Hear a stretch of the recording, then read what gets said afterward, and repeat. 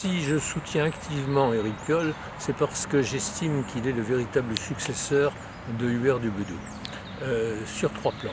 D'abord, en matière de démocratie participative, avec Hubert Dubedou, dès 1965, nous avons lancé toute une série d'actions et d'expériences dans ce domaine-là. Par exemple, déjà les réunions plénières mensuelles du groupe d'action municipale étaient très suivies par un grand nombre de personnes, et dans ces réunions, nous pouvions, avec le maire et les adjoints, aborder très librement toutes les grandes questions qui se posaient à la mairie de Grenoble. Nous travaillons aussi beaucoup avec les unions de quartier qui ont été développées, qui existaient, qui étaient très anciennes à Grenoble, mais que nous avons développées pendant ces mandats successifs. Et puis le travail aussi avec les associations citoyennes. Sinon, une chose qui était importante et qu'on a peut-être oublié de l'époque, c'était le fonctionnement en mairie avec des commissions municipales ouvertes. C'est-à-dire qui étaient ouvertes à la fois aux élus, bien sûr, c'était les commissions des élus, mais qui étaient ouvertes aussi aux fonctionnaires de terrain, aux experts, aux associations, aux unions de quartier, aux personnes spécialement intéressées par les sujets traités. Et ça a été un moyen de travail collectif, de coopératif qui était vraiment très important.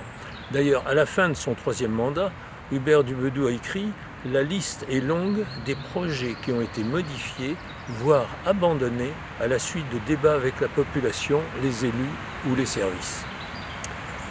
Une autre priorité d'Hubert Dubedou était le cadre de vie, l'environnement. Alors à l'époque, on ne parlait pas d'écologie dans les instances officielles.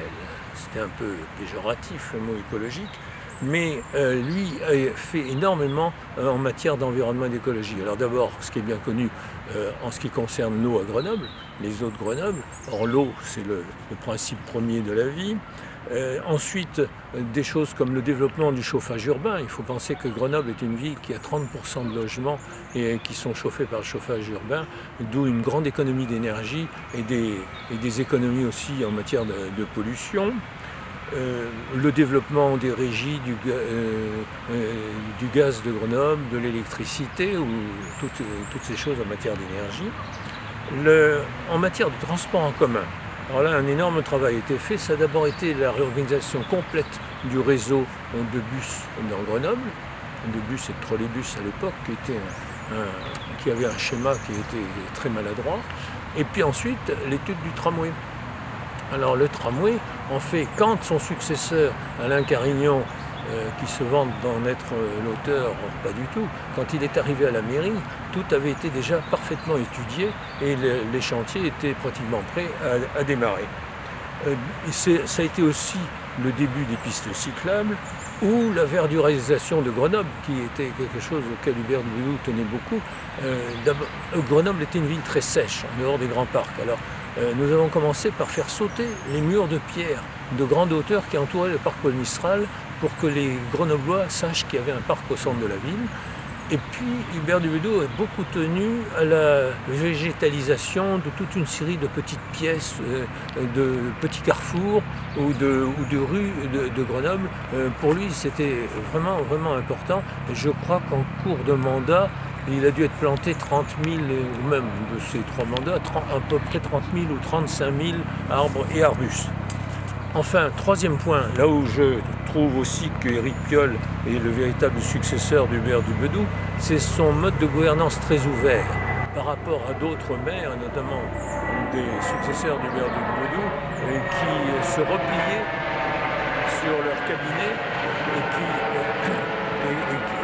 qui s'appuyaient et qui travaillaient uniquement avec leurs proches. En plus, autre caractère, enfin, c'est l'honnêteté d'Éric Piolle. Je crois que financière, ce qui est important dans une ville qui a connu les erreurs d'Alain Carignon, mais aussi honnêteté intellectuelle et honnêteté politique. Et ça, vraiment, comme Hubert Dubedou, je crois qu'Éric Piolle n'est absolument pas dans les manipulations politiciennes. Il regarde qui propose un projet et quel est l'intérêt de ce projet pour la population. Alors en conclusion, effort sincère de démocratie participative, politique environnementale et écologique, honnêteté absolue, dévouement, à la fonction de maire, je retrouve vraiment en Éric Piolle le véritable successeur de Hubert Duvaudoux. Et fort des expériences qu'il a fait au cours de son premier mandat, je suis persuadé que lui aussi va devenir de mieux en mieux un maire exemplaire.